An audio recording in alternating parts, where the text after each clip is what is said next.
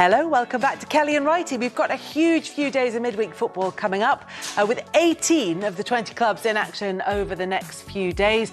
It starts on Tuesday with Brighton against Nottingham Forest, Crystal Palace against Wolves. Wednesday, Bournemouth, Southampton, Brentford take on Chelsea, Liverpool at home to West Ham, Newcastle up against Everton, Manchester United against Spurs, and that one is really one to look forward to. Fulham up against Aston Villa, Leicester City against Leeds United, but we are going to focus on the standout fixture of the week, which is Manchester United against Spurs, fifth in the table against third at Old Trafford.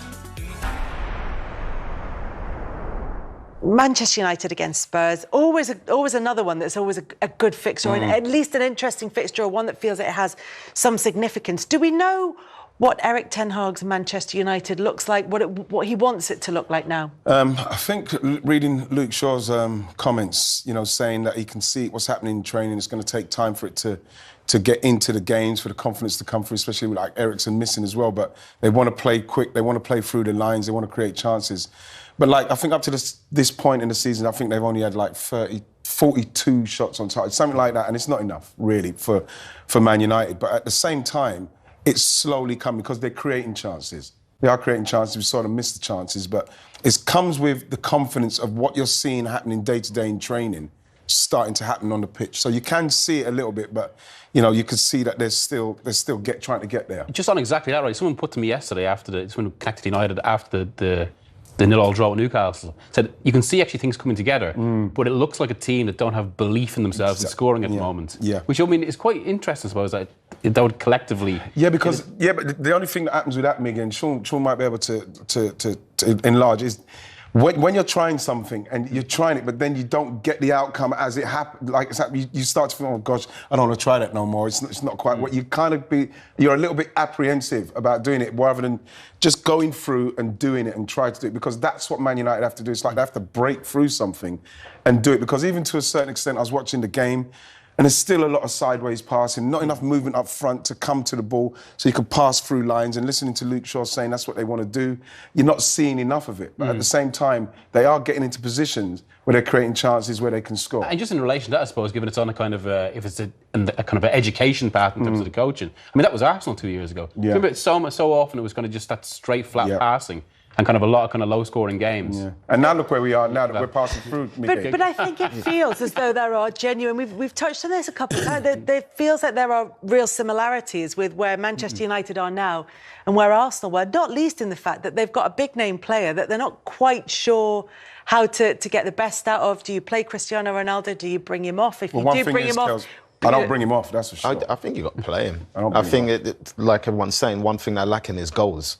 That's one thing that man can get you, is goals. Yeah. So for the time being, I think just try to create chances for him. And for a winger, he's perfect.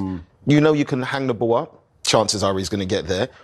Chop it back, he'll get there. He'll make those runs. No matter how old he is, you can see he still wants to make the runs that he used to make. And you look at it as well, Kels, and like Sean was saying about it, you get it in there because unfortunately for Marcus, that header, he's trying to be very precise from where he was. I'd rather you make the goalkeeper make a save than miss the whole goal from there, because that's the kind of thing where it's literally last head of the game, and everybody, as soon as that happens, everybody says, if Ronaldo's on, he scores that. And he does. He does. So when you see him coming off, I can see how disappointed he is, and I think to myself, you never want to see somebody coming off, and especially of his stature, and having been so surly and all this stuff. But at the same time, he's a match winner. He's a match winner. So when the game's on the line, you don't take him off. You leave him on, because that's what he does. But even having said that, so Rashford is on the pitch. He does miss that header right at the very, very end of the game. And it sort of speaks to what Miguel was saying about Manchester United not believing that they're going to be able to outscore teams. And that puts a kind of nervousness on the defence as well. That if we concede one, we're going to struggle. Yeah, that's the manager's job. To make them believe, I feel like the manager has to bring that into them, because players go through things like that and phases like that. And I think if you look at Klopp with Liverpool, they've gone through a phase like that, and then they turn up, they play well, and the person that everybody's given stick to goes and scores the winning goals. So the manager has to give them that belief and let them believe that, listen, you can do this. We've run through walls together.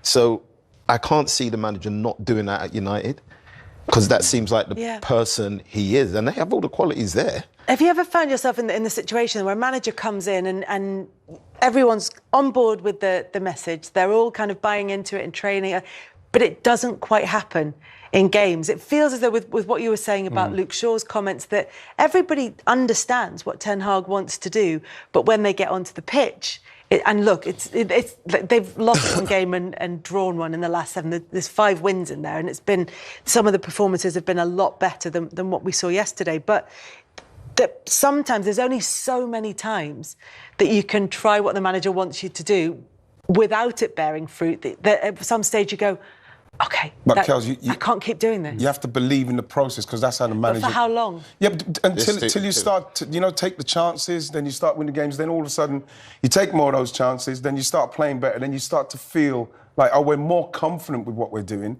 and then you keep doing it, because it's not like, OK, because they lose confidence when they're doing it, I'm going to change again. You can't do that. They've got to blast through that. And it's the same thing, like, the way they blasted it through, Rashford went through, and I couldn't understand why he didn't go for goal. And again, that's a confidence thing. And what the manager's got to do is just got to continue to give him confidence. Is that where the Ronaldo issue kind of maybe causes a little bit of a complication? I remember hearing similar when he went to Juventus.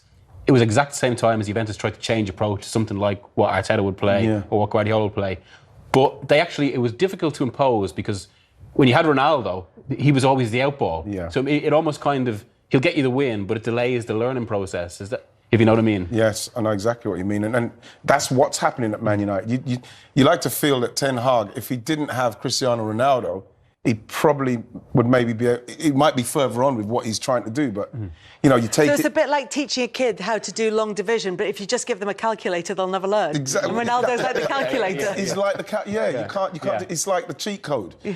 You know what I mean? So he's there, and like he wants to do something, but he's got this superstar legend of the game that he has to do something with, and so, unfortunately, again, for me, he's taken him off, and when you feel like if he was on, they'd probably win the game. So, how does that help the team? How does it work? Because I say, Rashford had 2 chances that you'd like to feel that if Ronaldo had those chances running through, he probably does better with them.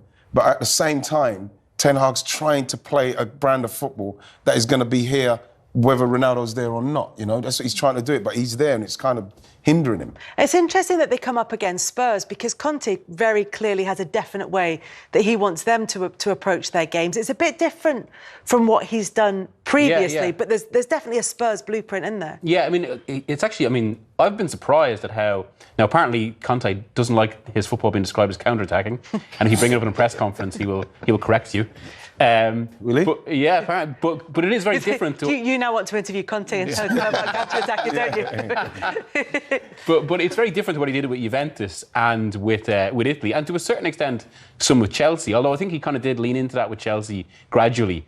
Now, I've been told separately by people who know him in Italy that there's a thinking that one of the reasons that Spurs look a little bit stale at the moment is because he's trying to conserve their energy and their kind of their physical output for the season for after the World Cup. Right. So he's consciously kind of having them playing a bit more restrained right now, and that could prove, if it's true, could prove. Did you say restrained? He's just parking the bus. Well, Mourinho got the sack for that, doing the same thing, basically. The thing is, when I watched them at the Emirates again, I don't know what else you'd call them.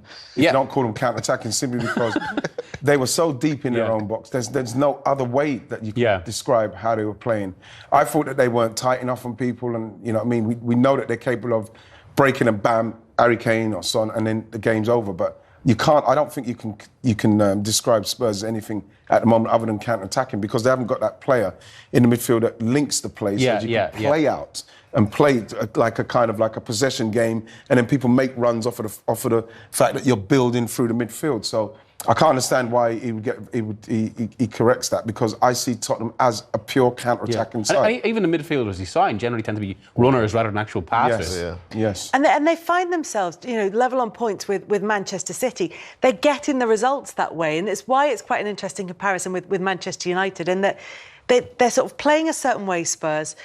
The fans aren't particularly buying into it. I know quite a few Spurs fans who've been saying, we've not been that good this season. Even not, I mean, North London derby aside, even in the games we've been getting results, we've not been playing that well.